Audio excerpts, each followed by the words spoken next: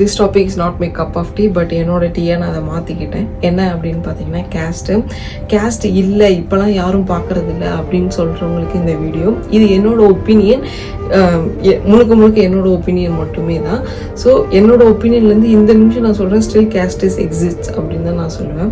இது வந்து எனக்கு நடந்த ஒரு சின்ன இன்சிடென்ட், அதை ஷேர் பண்ணிக்கலான்னு. இது வேறு எங்கள் வில்லேஜ்லேயோ இல்லை சவுத் தமிழ்நாடுலேயோ நடக்கல, சென்னை சிட்டியில் ஒரு பஸ்ஸில் நடந்தது. என்கிட்ட ஒருத்தவங்க பஸ்ஸில் பேசின 4வது நிமிஷமே என்கிட்ட நீங்கள் எந்த கேஸ்ட்டு அப்படின்னு சொன்னாங்க. நான் சொந்த ஊர்னு சொன்ன பின்னாடி.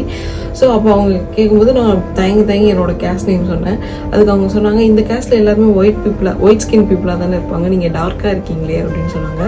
ஸோ அந்த நிமிஷம் எனக்கு ரொம்ப கஷ்டமாயிருச்சு, அதாவது ரொம்ப ஹெவி ஹார்ட்டடாக ஃபீல் பண்ணேன்.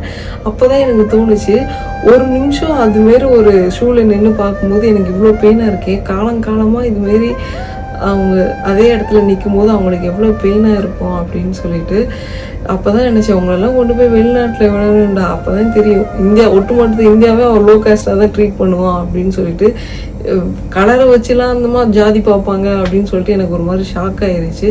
ஸோ இதுதான் என்னோட ஒப்பீனியன். ஸ்டில் கேஸ்ட் இருக்குது அப்படின்னு தான் நான் சொல்லுவேன். So what's your opinion? Do you think still caste is exist? உங்களோட ஒப்பீனியனும் இதில் மேட்டர், மறக்காமல் கமெண்ட் பண்ணிட்டு போங்க. ஓகேவா? பாய்.